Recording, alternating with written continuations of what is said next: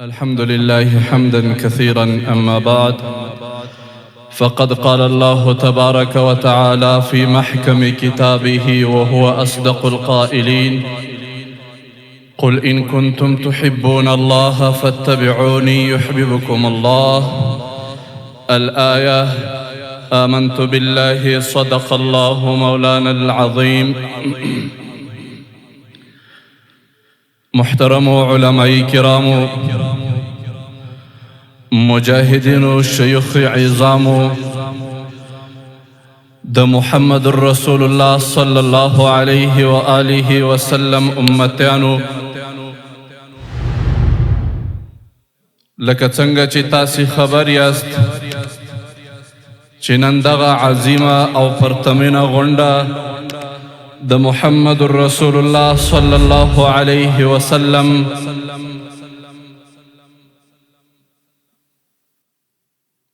د بعثت او د رسول الله صلی الله علیه وسلم د تولد په مناسبت جوړه سوې ده چونکه الحمدلله موږ تاسې ټول علماء کرام او مجاهدین او هغه دین پروره مسلمانان یو چې د دې تاریخ څخه الحمدلله ټول خبر یو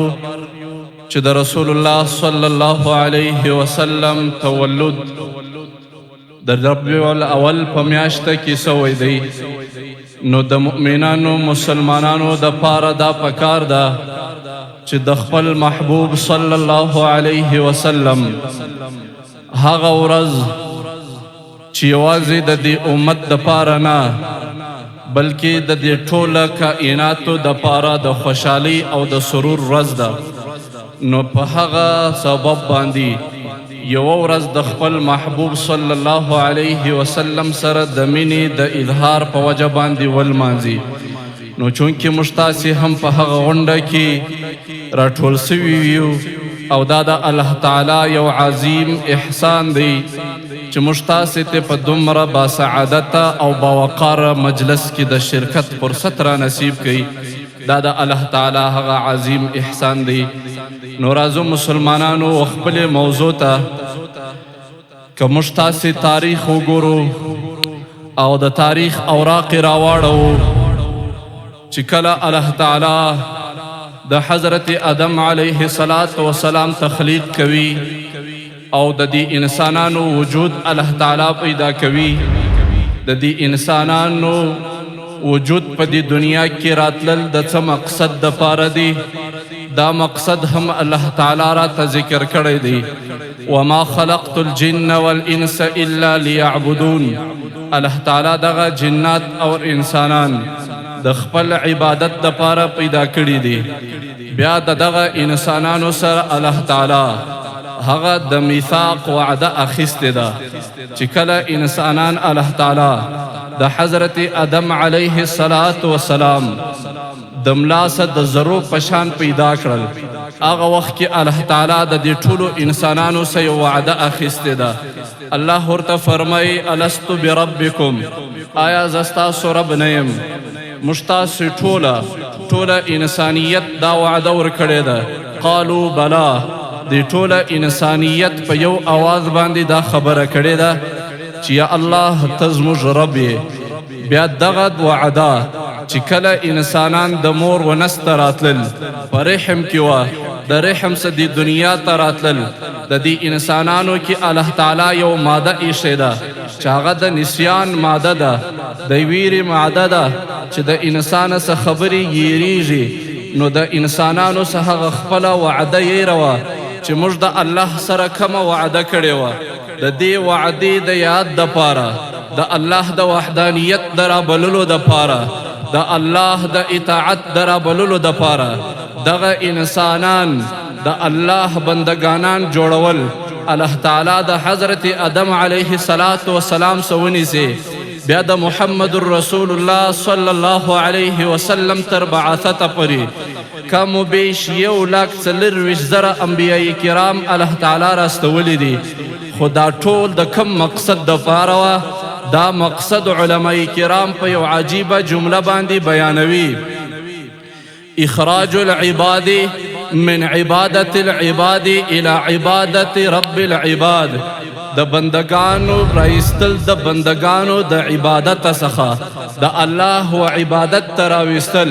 کدا 1,40,000 انبیاء کرام الله تعالی راستولی دي، د دې ټولو یوازینی مقصد مؤمنانو مسلمانانو هغه دا و چې دغه انسانان د بندگانو د بندگی څخه وباسي، د یو الله پر بندگی باندې راټول کی. دغه انسانان ټول د خپل یو رب،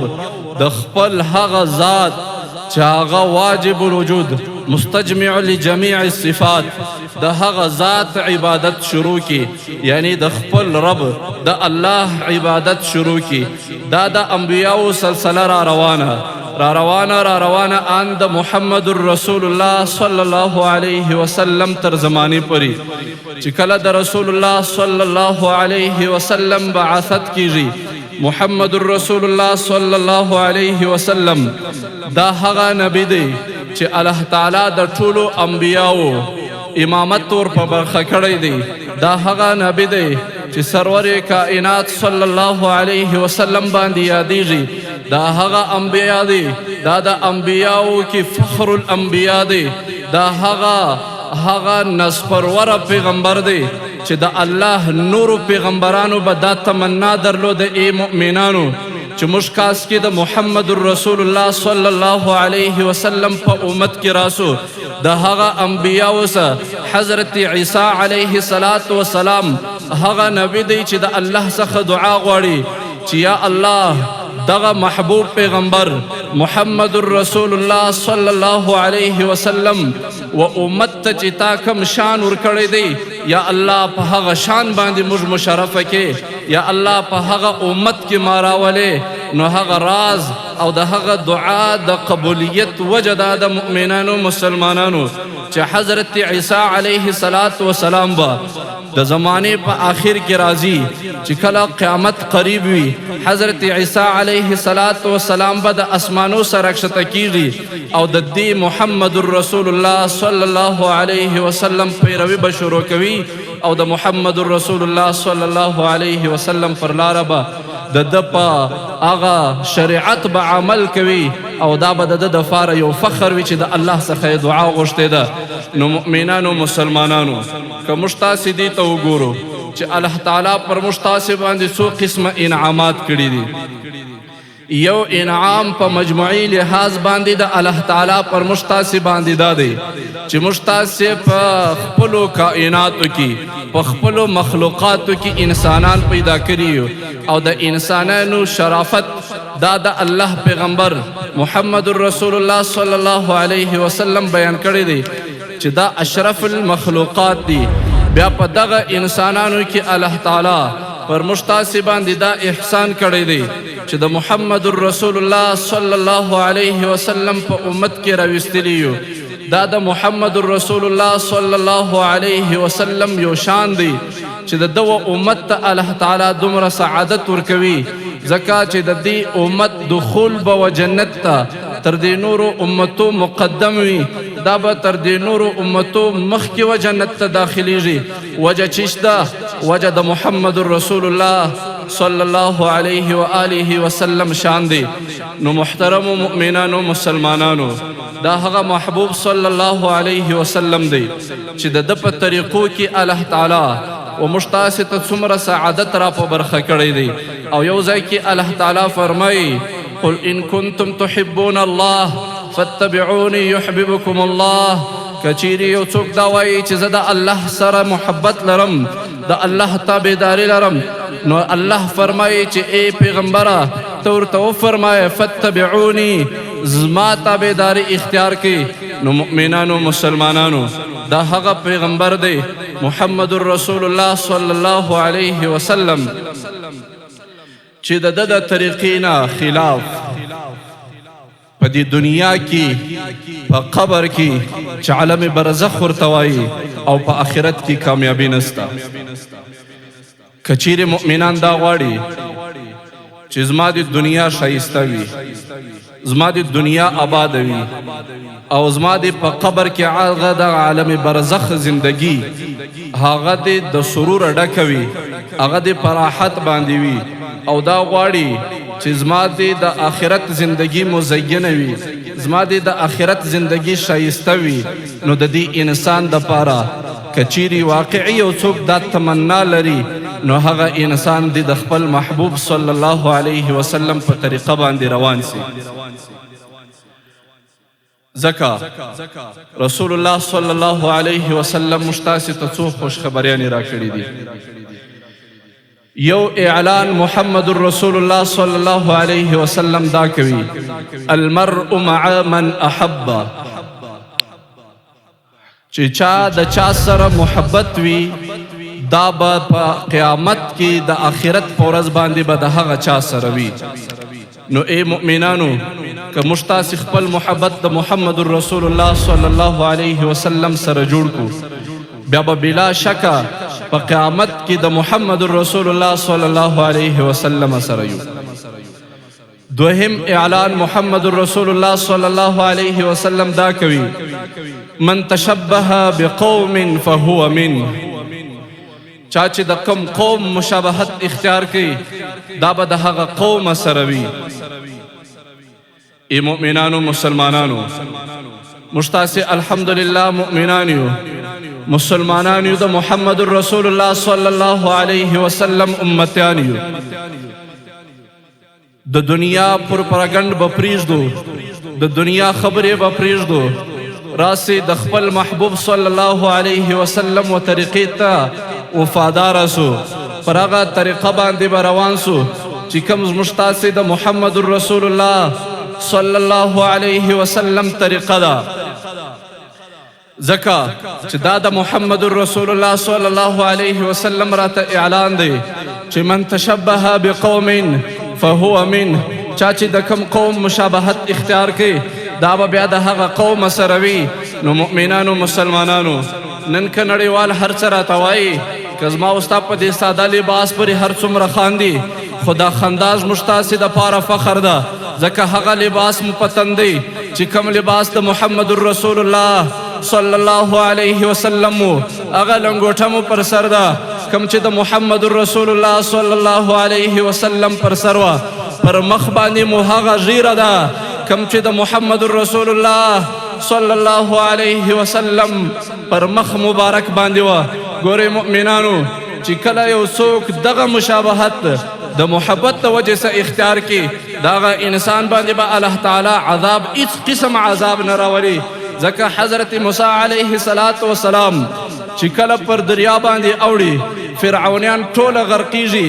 یو فرعونی پاتیږي هغه داسې فرعونی پاتیږي هغه انسان پاتیږي چې د حضرت موسی علیه السلام لباس به یې اغوستی و هغه رقم ځان به یې جوړ کړی و خو دا به یې استهزاءً جوړ کړی وه داسې نه و چې د حضرت موسی علیه السلام دغه لباس اعتقاداً اغوشتی نه استهزاءً به یې د حضرت موسی علیه السلام لباس اغوستی و او بیا به د فرعونیانو په مجلسو کې راتلی د فرعونیانو مخ ته به راتلی یو خنداګانې به یې جوړولې زموږ تاسې د پښتو په اصطلاح باندې د حضرت موسی علیه السلام پیشې به یې کولې دا نورو فرعونیانو په ټولو باندې خندله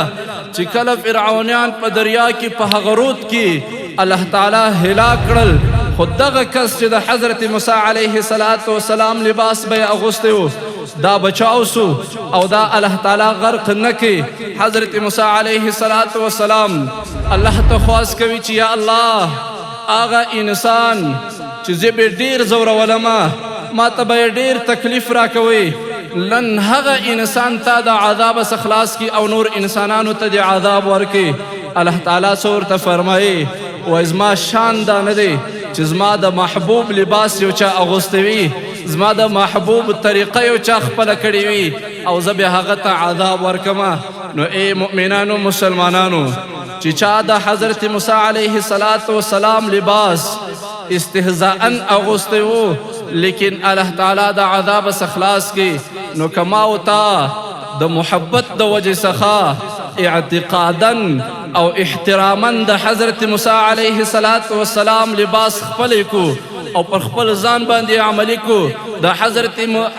محمد رسول الله صلی الله علیه وسلم سنت طریقې په خپل زندگی کې راولو په خپل زندگی کې عملی کو په خپل کور کې ترویج ورکو او په خپل معاشره کې راولو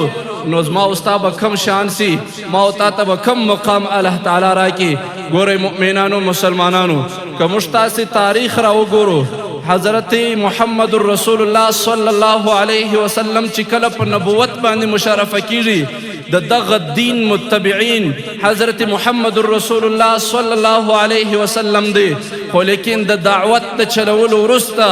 د خلکو ته دعوت ورکولو وروسته بیا په کراره باندې خلک د دې دین تابعداره جوړیږي خو چې کله اوله غزا په اسلام کې جوړیږي 313 صحابه کرام پکې شرکت کوي دا وجه چیشته خو په دې وخت کې صحابه کرام ډیر کم و لیکن شان الله تعالی کم شان ورکړی و چې ټوله نړۍ به ځنې بیرېدله بیا هغه صحابه کرام چې الله تعالی دومره عظیم مقام ورکوي چې د ورځې تر قیامته پورې الله تعالی د دوی باره کې زما او ستا په ژبه باندې یو اعلان کوي چې رضی الله عنهم ورضوا عنه الله د دوی څخه راضي دوی د الله څخه راضي دا وجه چې شوه ای مؤمنانو مسلمانانو که دې ته راسو وګورو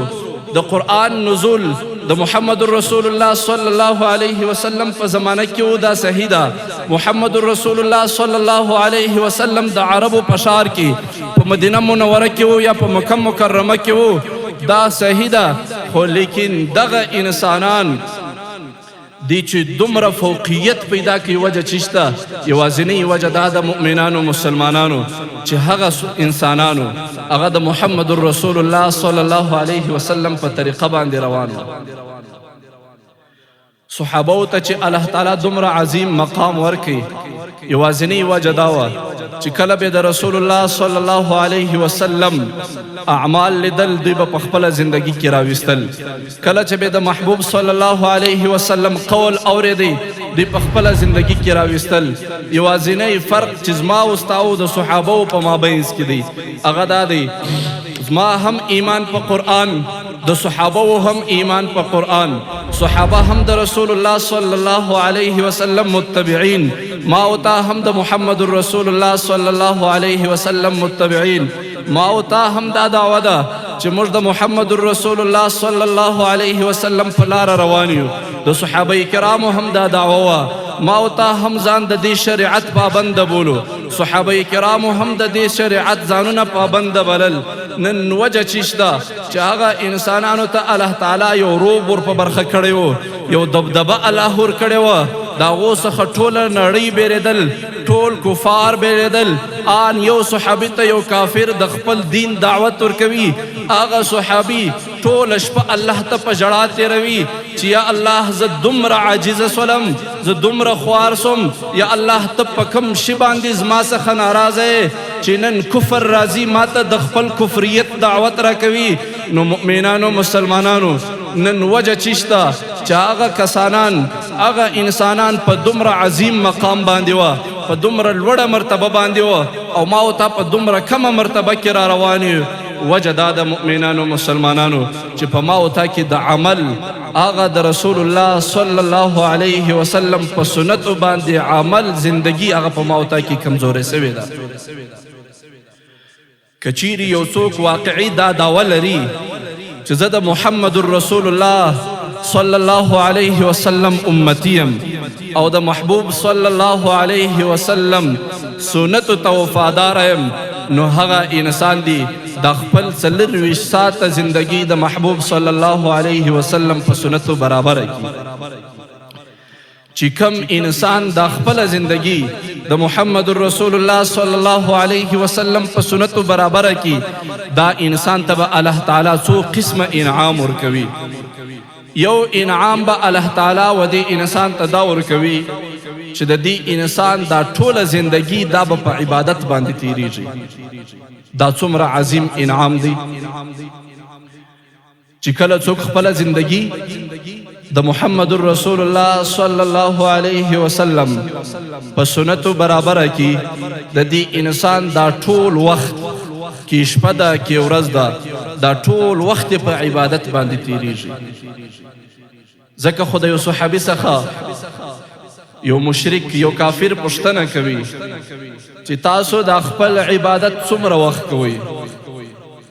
هغه ورته وایي چې موږ د خپل عبادت 24 ساعته کوو صحابي ورته وایي موږ خپل عبادت 24 ساعته کوو هغه داسې استهزاءً باندې خاندي چې څنګه کېدلی سي یو انسان 24 ساعته عبادت وکړي آیا تاسې قضای حاجت نه لرئ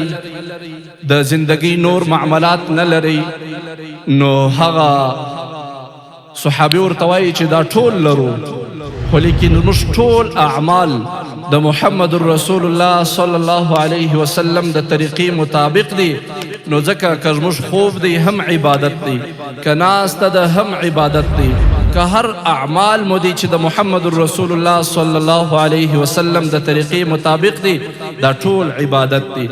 نو یو انعام الله تعالی و دی انسان ته دا ورکوي چې د دې انسان به دا ټول ژوند دا ټوله زندگی په عباداتو کې شمارل کیږي دوهم انعام چې ما ورته مسلمانان مؤمنان ډیر په غم او فکر کې دي هغه به الله تعالی دا ورکوي چې دا د قبر زندگی چې کومه ده چې کله انسان په قبر کې کښېښول سي دغه انسان باندې چې تر قیامته پورې کم حالات دي دا که څوک شایسته کېدل غواړي مزینه کېدل غواړي داسې جوړول غواړي لکه د الله پیغمبر محمد رسول الله صلی الله علیه وسلم چې فرمایي القبر روضة من ریاض الجنه دا خپل قبر د جنت د باغچو څخه یو باغچه جوړوي نو دا د محمد رسول الله صلی الله علیه وسلم په طریقه باندې روان سي دریم چې ما ورته ډېره تمنا لرو چې د قیامت په ورځ باندې د حشرګاه میدان وي حساب کتاب شروع وي دغه حساب کتاب را باندې اسانه سي د دې دپاره هم د رسول الله صلی الله علیه وسلم تابعداري ضروري ده څلورم چې ما ورته ډېر په فکر کې یو چې آیا جنت ته به ځم که به جهنم ته ځمه که چیرې څوک د محمد رسول الله صلی الله علیه وسلم په طریقه باندې روان وي نو دا انسان به جنت ته ځي ځکه چې دی انسان په واقعیت باندې په حقیقي معنا سره د خپل محبوب صلی الله علیه وسلم سره خپل د مینې اظهار کړی دی ټوله زندګي د محمد رسول الله صلی الله علیه وسلم په مشابهت تیره کړې ده او ټوله زندګي د محمد رسول الله صلی الله علیه وسلم په محبت کې تیره کړې ده د دې دواړه قسمه انسانانو دپاره د الله پیغمبر صلی الله علیه وسلم اعلان کوي من تشبه بقوم فهو منه او المرء مع من احب چا چې د کم چا سره محبت اختیار کوي دا به د قیامت په ورځ باندې د هغه سره وي نو مؤمنانو مسلمانانو نن به موږ تاسې خپلو رسمو او خپلو رواجو ته راسو که موږ د افغانستان کمې قبیلې دي که ازبک دي که تاجک دي که ترکمن دي که پښتون دي که هزاره دي که هر څوک دي آیا دا به په دې خپلو رسمو او رواجو کې وګورو چې موږ د محمد رسول الله صلی الله علیه وسلم و طریقې ته تابعدار یو او که خپلو خواهشاتو ته و خپلو رواجو ته تابعدار یو نو چې کم انسانان د محمد رسول الله صلی الله علیه وسلم تابعداري پریښي وي چا د پښتنو رواج په مخه راخیستی وي چا د ازبکي رواج په مخه راخیستی وي چا د تاجکانو رواج په مخه راخیستی وي نو دا خو په اسلام کې هیڅ حقیقت نه لري مؤمنانو که موږ تاسې باندې غم راځي د غم دپاره هم د محمد رسول الله صلی الله علیه وسلم طریقه سته که په ما او تا باندې خوشحالي راځي د خوشحالۍ د لمانځلو دپاره هم د محمد رسول الله صلی الله علیه وسلم طریقه سته که ما او تا د زندګۍ نور معاملات کوو په دې باندې هم د محمد رسول الله صلی الله علیه وسلم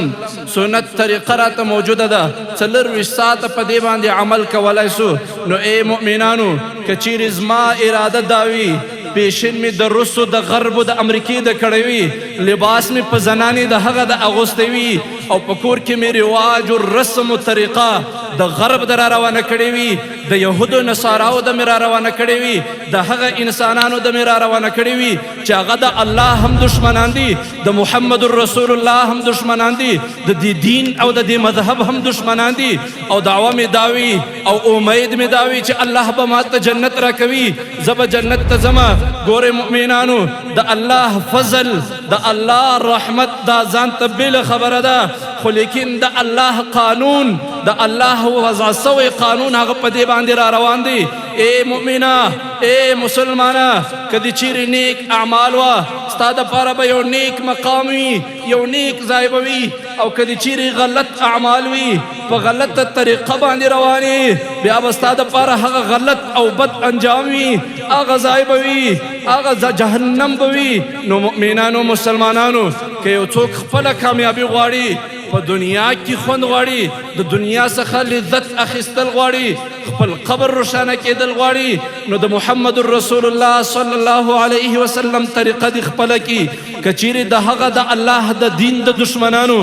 د یهودو نصاراو، د الله د دین د باغیانو طریقې خپلوو او بیا دا وایو چې الله به موږ ته هغه عظیم مقامات راکړي، په دې کې د محمد رسول الله صلی الله علیه وسلم اعلان واوره. د الله پیغمبر صلی الله علیه وسلم اعلان راته کوي: من تشبه بقوم فهو منه. چا چې د کوم قوم مشابهت اختیار کړي، راسه دا به د هغو سره وي. ای مؤمن مسلمانه، راسه په خپله زندګي کې وګورو چې ما او تا مشابهت د چا اختیار کړی دی. که چیرې د الله د دین د دشمنانو وي، د الله د دشمنانو وي، د محمد رسول الله صلی الله علیه وسلم د دشمنانو وي، نو بیا خو د الله پیغمبر راته فرمایي چې مشابهت دې د یهودو اختیار کړی دی. نن ورسه، نن چې د فیصلې ورځ ده، ته به د یهودو په کتار کې روانې. که د یهودو کم انجام وي، تا ته به هم هغه عذاب درکول کېږي، یهود به جهنم ته روان وي.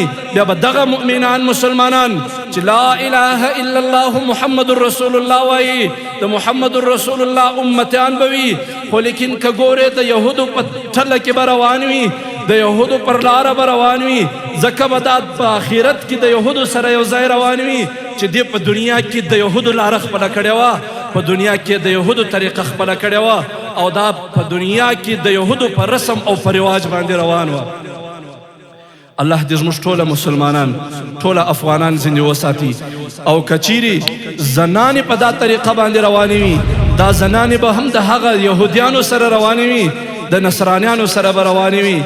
نو بیا به مؤمنان، هغه مسلمانان چې د محمد رسول الله متبعین وه، هغه به د جنت په خوا باندې روانې وي. هغه ګناهګاران، هغه د الله د دین د دشمنانو سره چې خپلوي اختیاره کړې وه، هغه به د هغو سره روان وي. الله دې موږ تاسې د هغو د طریقو څخه وساتي. او که مو چیرې د محمد رسول الله صلی الله علیه و آله وسلم طریقه خپله کړې وي، بیا دا خوشخبري هم واورئ ای مؤمنانو چې د الله پیغمبر فرمایي: من تشبه بقوم فهو منه. چا چې د کوم قوم مشابهت اختیار کړي، دا به د هغه سره وي. نو که د محمد رسول الله مشابهت اختیار کړی وي، په ټوله زندگی کې د محمد رسول الله صلی الله علیه وسلم طریقه راویستلې وي، نو بیا دا خوشخبري واوره، بلا شک به د محمد رسول الله صلی الله علیه وسلم سره په جنت کې الله پاک دې موږ تاسې ټولو ته د خپل محبوب صلی الله علیه وسلم سنت اعمال او طریقه را په برخه کې. اقول قولي هذا ان كان صوابا فمن الله وإن كان خطأ فمني ومن الشيطان. أستغفر الله أستغفر الله أستغفر الله.